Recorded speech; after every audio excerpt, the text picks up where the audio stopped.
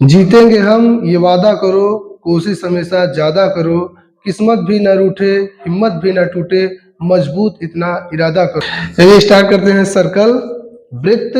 देखिए सर्कल यानी वृत्त होता है, यह आपके क्लास 8 से ही स्टार्ट हो गया है। 8, 9, 10 सब जगह है सर्कल का यूज, बेसिकली आपके सभी क्लासेज में होते हैं। और आज हम लोग सर्कल के जो टॉपिक पढ़ने वाले हैं वो यहाँ पे हमने राइट कर दिए हैं।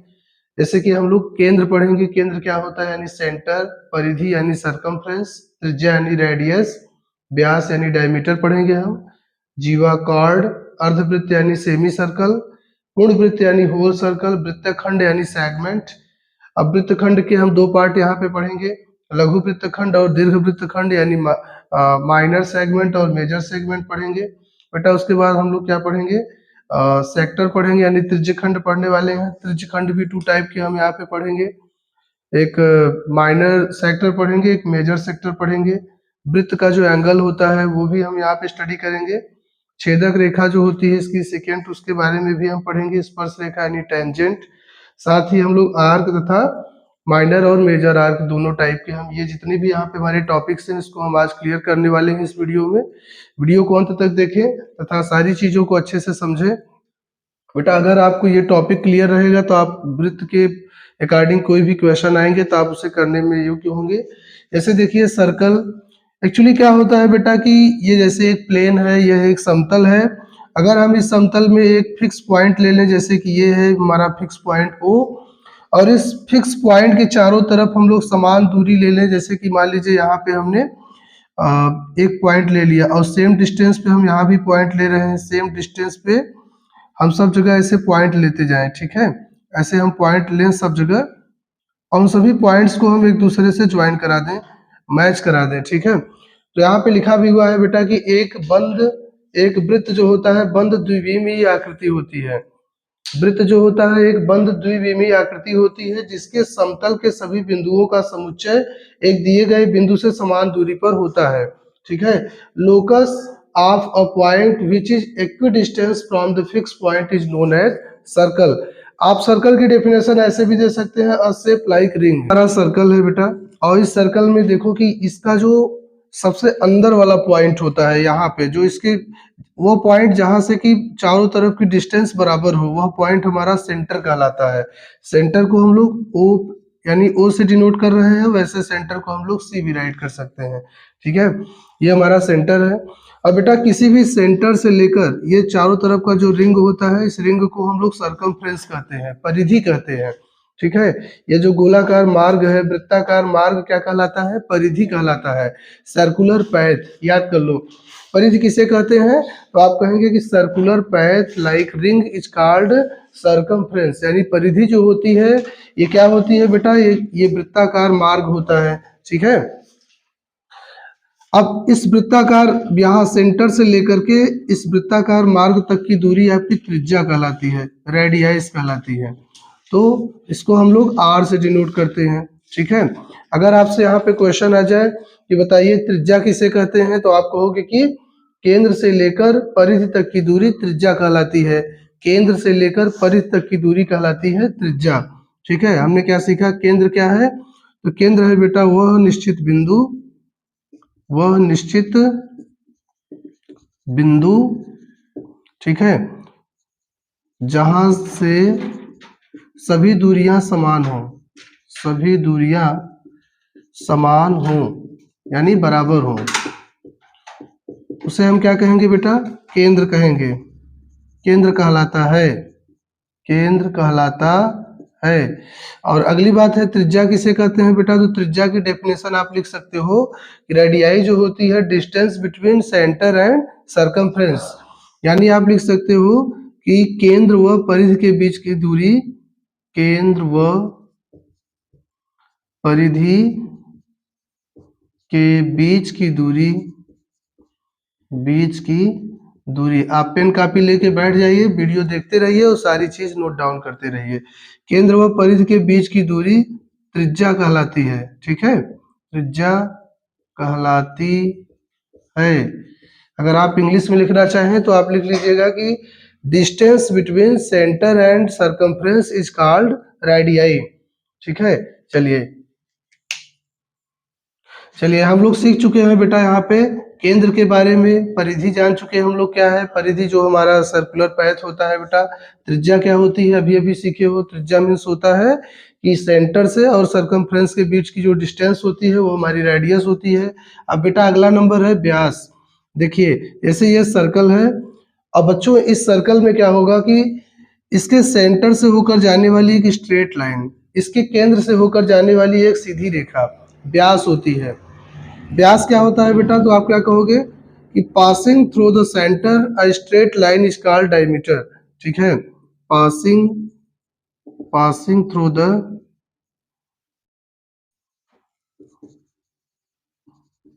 Centre a straight line is called diameter. ठीक है, अब बेटा ये जो डायमीटर होता है यानी जो व्यास होता है यह वृत्त की त्रिज्या का 2 गुना होता है। यानी आप व्यास को लिख सकते हो d बराबर 2 मल्टीप्लाई आर, यानी त्रिज्या का दुगुना।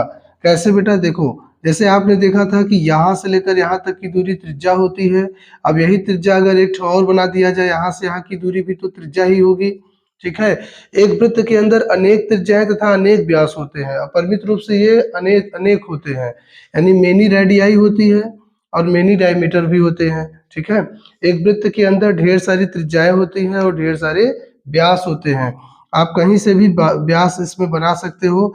एक सर्कल है तो इस सर्कल के अंदर ढेर सारी त्रिज्या होंगी बेटा, ऐसे करके बहुत ढेर सारी त्रिज्याएं हैं तथा इसके अंदर ढेर सारे क्या है, व्यास भी हैं। ठीक है, बहुत ढेर सारे व्यास भी हैं ऐसे करके। अब बेटा एक और बात कि जो वृत्त का व्यास होता है त्रिज्या का दुगुना होता है और वृत्त का व्यास ही वृत्त की सबसे बड़ी जीवा होती है। ठीक है, आप लिख सकते हो कि डायमीटर यानी कि वृत्त का व्यास वृत्त की सबसे बड़ी जीवा होती है। सबसे बड़ी क्या होती है बच्चों, जीवा होती है, याद रखना। वृत्त का व्यास वृत्त की सबसे बड़ी जीवा होती है। ठीक है, आप क्या कहेंगे, वृत्त का व्यास वृत्त की सबसे बड़ी जीवा होती है। अब हम पढ़ेंगे वृत्त की जीवा। वृत्त की जीवा क्या होती है इसके विषय में हम लोग पढ़ने वाले हैं। बेटा जीवा जो होती है किसी भी वृत्त के सरकमफ्रेंस के दो बिंदुओं को मिलाने वाली रेखाखंड जीवा कहलाती है। वृत्त के जैसे ये सर्कल है, इस सर्कल के एक किसी निश्चित बिंदु से दूसरे निश्चित बिंदु तक मिलाने वाली रेखा इसकी जीवा कहलाती है। ठीक है, वृत्त के अंदर अनेक जीवाएं भी होती हैं। There are many chords in a circle. एक सर्कल में ढेर सारी कॉर्ड्स भी होती हैं और ये क्या करती है, किसी एक निश्चित बिंदु से दूसरे निश्चित बिंदु तक मिलाने का कार्य करती है। अब बेटा जीवा एक वृत्त को दो समान हिस्सों में बांटती है। ठीक है, समान हिस्सों में नहीं बेटा, लेकिन हिस्सों में बांटती है, दो हिस्सों में बांटती है। और दो समान हिस्सों में तभी बांटेगी बेटा जब ये व्यास होगा। जैसे देखो यहाँ पे ये वृत्त का व्यास, व्यास भी एक जीवा होता है, डायमीटर भी एक जीवा होती है, लेकिन ये क्या करती है, वृत्त को इक्वल पार्ट में बांट देती है। अब प्रत्येक पार्ट वृत्त का अर्धवृत्त कहलाता है। एक वृत्त का आधा हिस्सा उसका क्या कहलाएगा, अर्धवृत्त कहलाएगा।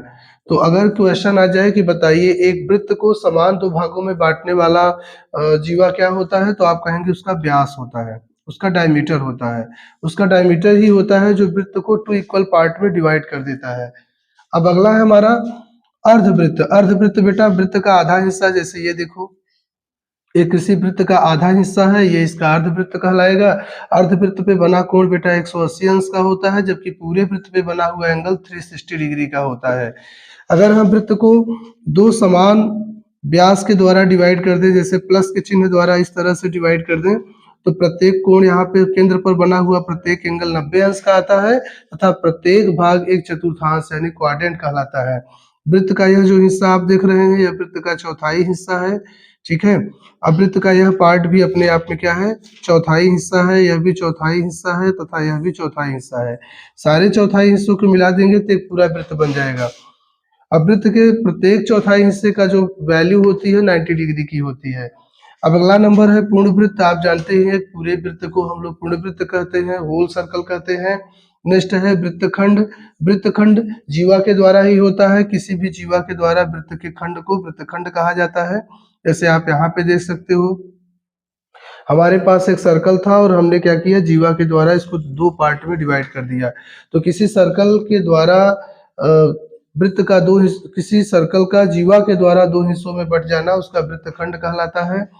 और वृत्तखंड को आप ऐसे भी लिख सकते हो, जीवा के द्वारा वृत्त का दो भागों में बट जाना,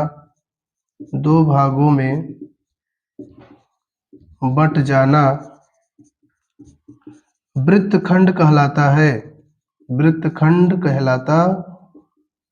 है, पक्का। देखिए क्या कहेंगे आप यहाँ पे कि कॉर्ड के द्वारा किसी सर्कल का टू पार्ट में डिवाइड हो जाना सेगमेंट कहलाता है, यानी वृत्तखंड कहलाता है बेटा। और ये सेगमेंट टू टाइप के होते हैं। आप यहाँ देखो, ये जो कटा हुआ बड़ा हिस्सा है इसको हम लोग मेजर सेगमेंट कहते हैं, यानी दीर्घ वृत्तखंड कहते हैं, मेजर सेगमेंट। और ये जो कटा हुआ छोटा हिस्सा है बेटा, इसे हम लोग क्या कहते हैं, माइनर सेगमेंट कहते हैं। क्या कहते हैं बताओ, माइनर सेगमेंट कहते हैं, है ना, क्लियर। बड़ा हिस्सा हमारा मेजर सेगमेंट कहलाता है, छोटा हिस्सा माइनर सेगमेंट कहलाता है। और सेगमेंट क्या होती है, जीवा के द्वारा वृत्त को दो भागों में बांट देना उसका सेगमेंट होता है। और जीवा यानी कि जीवा क्या होती है, तो आप क्या कहेंगे, जीवा की भी डेफिनेशन लिख लो यहाँ पे। जीवा की डेफिनेशन ये है बेटा कि वृत्त की परिधि के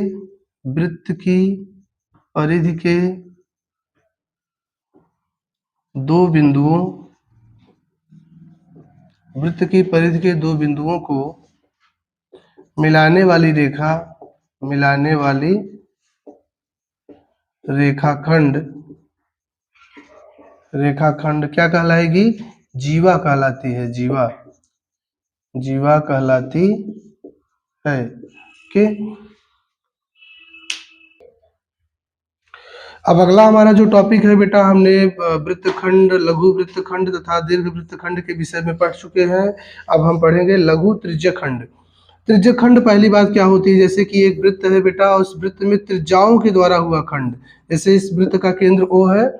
अब यहाँ पे अगर हम कोई त्रिज्या लेंगे, जैसे कि ये देखो, हमने ये त्रिज्या ले लिया एक O से A तक, और दूसरी त्रिज्या हमने ले लिया O से B तक।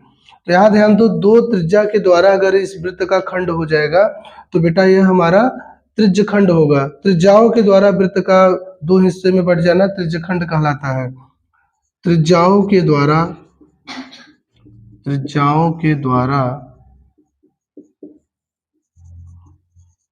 वृत्त का खंड त्रिज्यखंड कहलाता है बेटा, त्रिज्यखंड कहलाता है।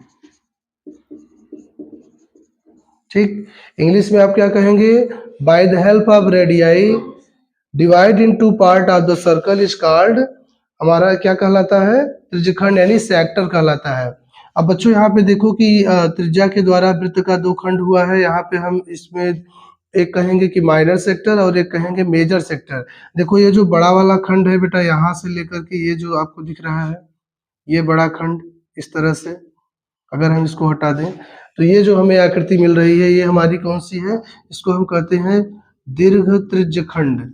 इसका नाम है बेटा दीर्घ त्रिज्य खंड, यानी क्या कह सकते हैं आप इसको, मेजर सेक्टर। अब देखो माइनर सेक्टर क्या होता है, जैसे ये सर्कल है और ये त्रिज्या है, इस त्रिज्या के द्वारा छोटा वाला खंड। बड़े वाले को अगर हटा दे, देखो बड़े वाला ऐसा था ना, उसको हम हटा दिए तो ये छोटा वाला जो पार्ट आ रहा है, इसे हम क्या कहेंगे बेटा, लघु त्रिज्य खंड, लघु त्रिज्य खंड। तो इस प्रकार से हम त्रिज्यखंड, दीर्घ त्रिज्यखंड जान गए। वृत्त कोण भी आप जान गए हो। वृत्त कोण मतलब वृत्त का कोण जो कि 360 अंश का होता है।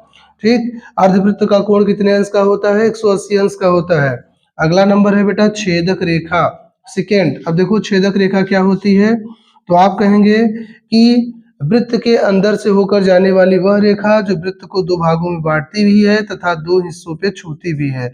जैसे देखो यहाँ पे ये जो रेखा जा रही है, इस वृत्त को दो बिंदु क्रमशः A तथा B पर छू रही है। यह रेखा इस वृत्त को A और B पे छू भी रही है तथा बेटा इसके अंदर से होकर इसको छेद करते हुए जा भी रही है। तो इसको हम क्या कहेंगे, छेदक रेखा कहेंगे, सेकेंड लाइन कहेंगे। और याद रखना छेदक रेखा क्या करती है, वृत्त को दो बिंदुओं पर काटती है। छेदक रेखा वृत्त को दो बिंदुओं पर काटती है, और जबकि जो स्पर्श रेखा होती है बेटा, स्पर्श रेखा टेंजेंट जो होता है वो वृत्त को किसी एक बिंदु पर छूता है। स्पर्श रेखा वृत्त को एक बिंदु पर छूती है, छेदक रेखा वृत्त को दो बिंदुओं पर छूती है। ठीक है, अगला है बेटा चाप। चाप क्या होता है? तो आपको याद रखना है कि जो बेटा ये चाप होता है, वृत्त के परिधि के ऊपर ये गाढ़ी लाइन, वृत्त के परिधि के ऊपर गाढ़ी लाइन, ऐसे इस तरह से मोटी लाइन आपने देखा होगा इस तरह से। अब मान लीजिए कि यहाँ पे हम इस जहां तक ये लाइन है ऐसे नाम दे दिए, तो इस चाप का नाम हम पढ़ेंगे चाप ए बी। ये चाप हमारा क्या है बेटा? A B. तो वृत्त के परिधि पर एक जो गाढ़ी लाइन आती है चाप होती है। चाप दो तरह के होते हैं, ये है लघु चाप, और इस तरह का जो बड़ा वाला हिस्सा है इसको हम क्या कहेंगे? दीर्घ चाप कहेंगे। ठीक है, चलिए।